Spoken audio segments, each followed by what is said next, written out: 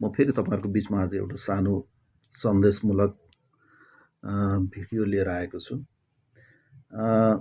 मलाई अहिले यतिखेर लागिरहेको छ कि कुनै पनि कुराको जसरी उदय हुन्छ अन्त पनि त्यसैगरी हुन्छ।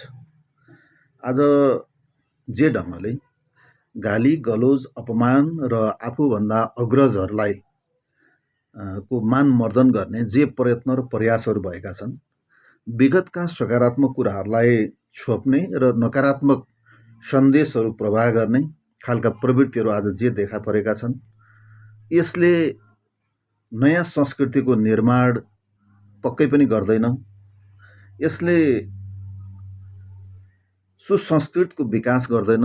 यसले हाम्रो संस्कृतिलाई अझै कमजोर बनाउँदै लैजान्छ। मैले खास गरी नयाँ शक्ति आफूलाई भन्ने केही पार्टीका उम्मेदवारहरूले अरूलाई गरेको गाली गलोज र अरूको मान मर्दन जे देखिरहेको छु, यसले तपाईहरुको भविष्य पनि यस्तै गाली गलोज र अपमानले भरिएको हुनेछ। म यो कुरामा ढुक्क छु। मलाई विगतको केही सम्झना हुन्छ। पञ्चायती व्यवस्थाको अन्त र बहुदलीय व्यवस्थाको प्राप्तिको निमित्त 46-47 सालमा भएको जुन जनआन्दोलन थियो, त्यो जनआन्दोलनको एक सहभागी म पनि हुँ।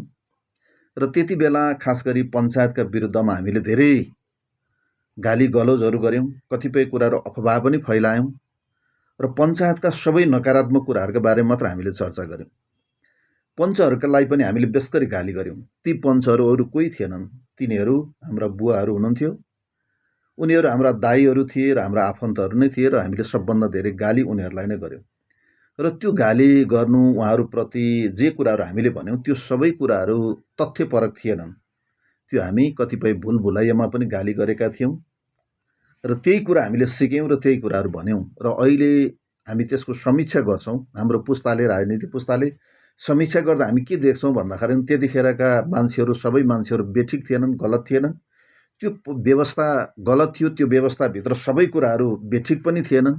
त्यसका सकारात्मक पक्षहरूका बारेमा हामीले कहिले चर्चा गरेनौं। त्यसलाई एकदमै निरपेक्ष ढङ्गले त्यसका नकारात्मक कुराहरूका बारेमा मात्र हामीले चर्चा गर्यौं र बहुदल प्राप्ति भयो र त्यसले एउटा अवधिसम्म काम गर्यो र आज नयाँ शक्तिका नाममा पुरानो शक्तिहरूलाई विस्थापित गर्नका निमित्त फेरि हामीले हिजो जे कुराहरू गर्यौं, आज त्यही कुरा बोकेर तपाईहरु आउँदै हुनुहुन्छ र तपाईहरुको अन्त पनि यस्तै गाली खाएर नै अन्त हुनेछ। यसमा दुई मतै छैन, शंकै छैन। आज तपाई जहाँ बसेर गाली गर्दै हुनुहुन्छ, त्यो ठाउँसम्म पुग्नका लागि तपाई जुन गाडी चढेर जानुभयो, त्यो गाडी चढेर गएको बाटो हामीले बनाएको, हाम्रो पुस्ताले बनाएको। त्यो बाटो बनाउनु भन्दा अगाडिको तपाई कुरा गर्नुहुन्छ भने त्यो बाटो सर्वे गर्न पनि नाम्लो डोरीले कम्मरमा बाँधेर रुखमा डोरी बाँधेर झुन्डिएर त्यहाँ सर्वे गर्नु परेको अवस्था थियो। त्यो बेलामा बाटो बनाउने कुरा, त्यो बाटो खोल्ने कुरा चान्चुने जोखिमको कुरा थिएन। मान्छेको घर भत्काउनु पर्थ्यो, मान्छेको आँगन भत्काउनु पर्थ्यो, कैयन मान्छेहरूले लगाएको बालीहरू फ्याँक्नु परेको थियो। कति जोखिम थियो होला। मान्छेहरू कति झगडा गर्न आउँथे, ती मान्छेहरूलाई सम्झाइ बुझाइ गर्नुपर्ने आवश्यकता थियो।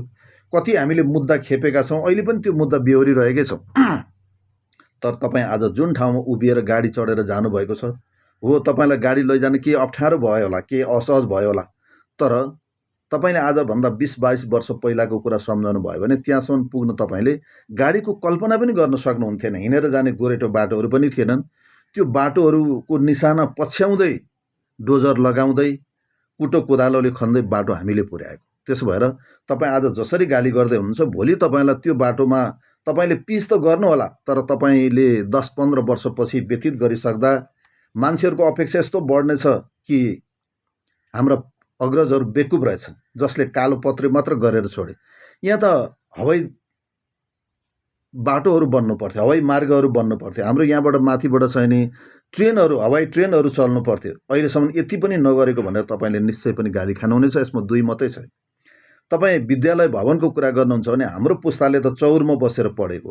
हामीले फर्निचर कस्तो हुन्छ देख्न पाएनौं। हामी त ठुला ठुला चिलाउनेका मुढामाथि बसेर पढेको, धुलोमा बसेर पढेको र हामीले पढेको पनि धेरै त्यस्तो पहिलाको कुरा पनि त आखिर होइन। हामी त्यस्ता अप्ठ्यारोमा पढेका मान्छेहरू। एउटा क्याम्पस देख्नको निमित्त हामीले काठमाडौँ नै आउनु पर्थ्यो। त्यहाँ पनि थोरै क्याम्पसहरू मात्र थिए। त्यो ढोका, क्याम्पसको ढोकाभित्र पस्ने कुरा हाम्रा निमित्त निकै निकै ठुलो कुरा थियो, चुनौतीपूर्ण कुराहरू थिए हैन। आजको स्थिति हेर्नुहुन्छ भने मलाई लाग्छ लगभग +2 नभएको त कुनै गाउँै छैन। शिक्षाको कुरा गर्दाखेरि शिक्षकहरू थिएनन्। एसएलसी पास गरेका मान्छेले एसएलसीसम्म 10 कक्षासम्म पढाउनु पर्ने आवश्यकता थियो। तराईबाट कैयन विज्ञान र अङ्ग्रेजी पढाउने शिक्षकहरू आउँथे र तिनैले पढाएर हामीले पढ्नु पर्थ्यो। तर आज प्रत्येक टोल र गाउँहरूमा तपाईँको यति राम्रा शिक्षकहरू उत्पादन भएको छन्, त्यो कुरा हामीले बिर्स्यौँ, भुल्यौँ। त्यो कुरालाई हामीले कहिले सम्झन पनि चाहेन। तपाईँ खानेपानीको कुरा तपाईँ गर्नुहुन्छ, आज जहाँ बसेर तपाईँ पानी पिउँदै हुनुहुन्छ, जहाँ बसेर मुख धुँदै हुनुहुन्छ, हातगोडा धुँदै हुनुहुन्छ, त्यो पानी तपाईँले अहिले त तपाईँ एउटा धाराको पानी प्रयोग गर्दै हुनुहुन्छ, त्यो पाइपबाट आएको धारा, सुरक्षित धाराको पानी प्रयोग गर्दै हुनुहुन्छ। त्यहाँ त तपाईँ आलहरू थिए, त्यहाँ तपाईँको कुवाहरू थियो, त्यो कुवाको पानी पिउनु पर्थ्यो। त्यहाँ चेपा गाडा भ्यागुता बाहेक अरू केही हुँदैन थियो। हाम्रो आमाले हाम्रो घर बनाउँदा खोलाबाट घैँटोमा पानी बोकेर माटो मुछेर बनाएको घरमा अहिले केही समय अहिलेसम्म हामी बसिरहेकै थियौँ। त्यस्तो अवस्था थियो, त्यसबाट हामी मुक्ति पाएका हौँ। तपाईँ बिजुलीको कुरा गर्नुहुन्छ भने हामीले पढ्दाखेरि राति मट्टीतेलको टुकीमा बसेरै पढेको हो। त्यसरी टुकी बालेर पढिरहँदा पनि मट्टीतेलको अभाव हुन्थ्यो।